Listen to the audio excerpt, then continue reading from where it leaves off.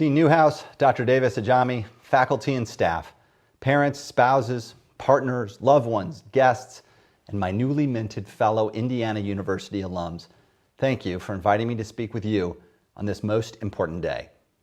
I know this is not the graduation you wanted. It's not the graduation your parents and family hoped for, yet here we are, gathered together, apart, to celebrate your remarkable achievements.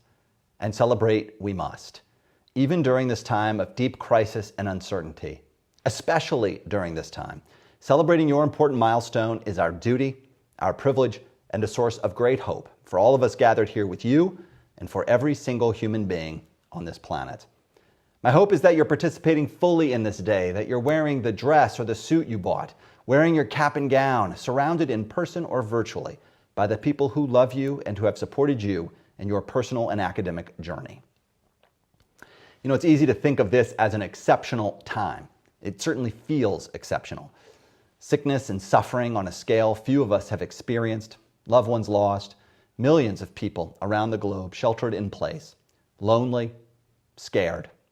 Wealth reduced overnight and in some cases eliminated. Our social customs and traditions upended, then adjusted, and then reordered in the course of only a few months. It's easy to think of this as an exceptional time, especially when we tell ourselves the story. It's a story that is still being written, but that we're coming to understand began in a single moment, in the middle of winter, on the other side of the planet, when one strand of RNA, wrapped up in a very fragile envelope, found a new host, a human, probably for the first time ever. We became the perfect spreaders, living in dense cities in close proximity to one another. Our interconnected transportation links, a literal superhighway for transmission. Our human need for touch and proximity all fueled the spread. And seemingly, out of nowhere, the virus became a threat to every person on this planet, our entire species. And the threat still exists. It hovers over us. It's just around every corner, coloring every event that marks our lives. It's present in and between every encounter with every human being around us. And that threat is present even on a day as beautiful as today, with the warmth of early May piercing through a bright blue sky as we mark the commencement of your professional careers and your graduation from university. It's easy to think of this as an exceptional time and of ourselves as victims of circumstances far out of our control. Except it isn't, and we're not. You see, we've been here before, and not that long ago. Since 1700, there have been 9 pandemics. On average, that's about 1 every 35 years or so. And of course, these pandemics don't happen at clean intervals, and they vary in their severity and impact. The 1918 influenza pandemic was much more severe than the 1968 flu pandemic.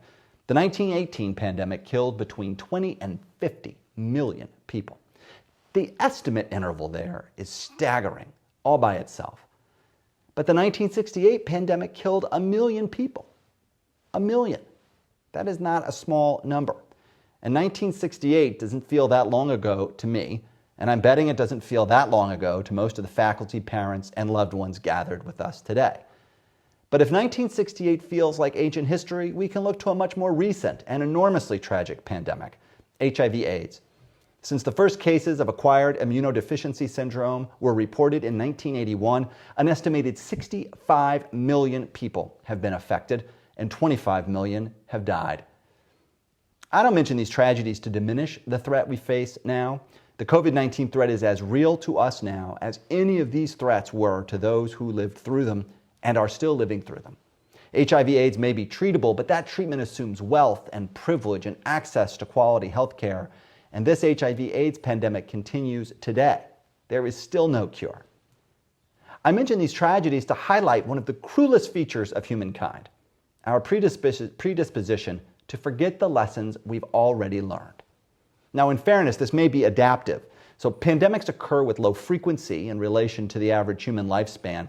And despite the fact that they have high impact, if we worried about them all the time, it'd be hard to focus on anything else. It would be hard to flourish.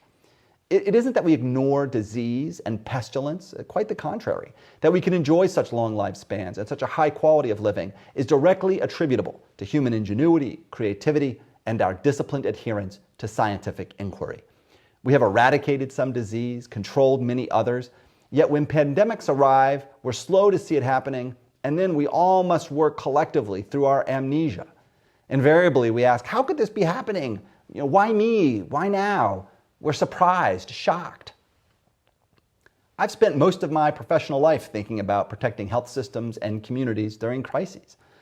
I've participated in countless exercises and meetings about pandemic preparedness.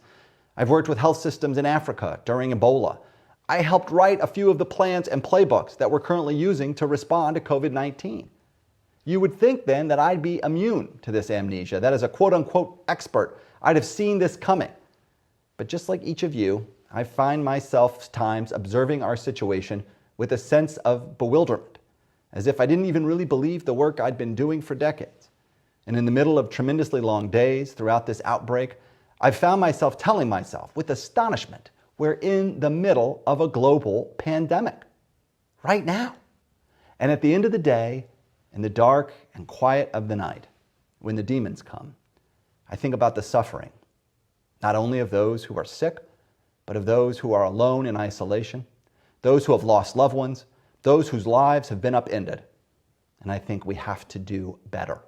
We can't forget this time. It's easy to think this is an exceptional time, or that COVID-19 is an exceptional virus. We anthropomorphize the virus, talking about how sneaky it is or how effective it is. But this virus isn't thinking about you and me. It doesn't have a master plan or a playbook it's following. It's a strand of RNA that found a home in us. And like virtually every single disease we know, its transmission, spread, and impact is determined largely by the social order we have built.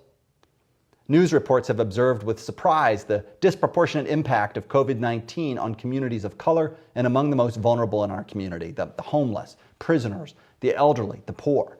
But this is not news, at least not to you, IU nurses, who have been steeped in understanding our health through the lens of those social determinants that shape it. You know that it will take more than isolation, testing, and contact tracing to end this pandemic. It will take more than a vaccine. It will require that we remodel the social structures that we have built, that cruelly select some among us for greater sickness and suffering in the face of COVID-19 and so many other illnesses. Remember, we built the structures which are enabling the spread of COVID-19 and fueling sickness and suffering.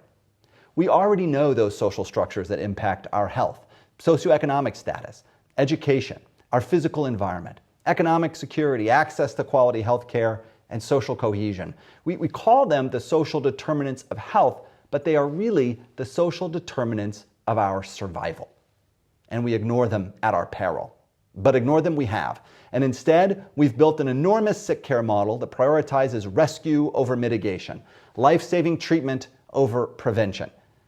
It's in front of us to see on television now, in speeches, and even on yard signs proclaiming our gratitude and support for those frontline heroes working in our hospitals. Like each of you, I am deeply grateful for their work and, more importantly, their sacrifice. I think often about my former students, hundreds of them, working under scary and dangerous conditions with inadequate personal protective equipment. And we're right to reify these colleagues. We are right to celebrate their work. But we're wrong about one thing. They are not on the front line. The front line of this pandemic, and every one we have ever had before, is in our communities. It is in our neighborhoods. Consider that one of our first measures in dealing with COVID-19 was to try to create more capacity in our hospitals. We call it surge capacity, a term that a few months ago was used by only a handful of public health workers and those of us who study and support health preparedness. We've chosen to create that capacity inside our sick care structures, opening more beds, getting more ventilators, recruiting more staff to save those who have become gravely ill. Our challenge containing this pandemic reflects the challenges of the system we have built, which is designed to respond, often when it's too late, and our persistent and deadly belief that the social order around us is preordained. We can never stop caring for the sickest among us, and we must invest in our hospitals so they are maximally prepared when needed. But imagine if we spent even a fraction of our energy addressing the impact of COVID-19 on the real front line, in the community. Instead of only building more hospitals or putting up more tents, setting up more cots, what if we deployed the full might of our scientific knowledge on the front lines to mitigate the impact of this and any disease before it strikes? That work is hard. It is far more complex than even our most complex medical care. For the front line in our culture is also a fault line, separating the haves and the have-nots. And working in communities requires more than an understanding of virology, of human anatomy, physiology, and medical cure. To see our way through this pandemic, and the next one, and the next one after that, we must together work in our community and in our communities to remodel the structures that make us sick. We cannot observe that a disease impacts the African American community with such precision and devastation, so out of proportion to every other community, and then do nothing. We cannot accept that preparedness is impossible, that in the face of this or any other disease that we have to accept a certain amount of death, a certain amount of suffering. We have to do better, and we can. I am, believe it or not, an optimist. I know we will get through this. I am as sure of it as I am sure of anything. There is hope. There is an after. The question is, what will our after look like? What after shall we build together? Will it be one of justice, compassion, love, and health? Or will it be the status quo, a disjointed system that neither meets our needs or reflects our potential? Ultimately, that will be your decision. And today we're taking the first step in turning this problem over to you. Celebrate this moment. Soak in this accomplishment. Each of you are graduates from one of the finest nursing schools in the nation. Recall the friends you've made, the challenges you've endured, the fun you've had, the lives you have touched, and those that have touched yours.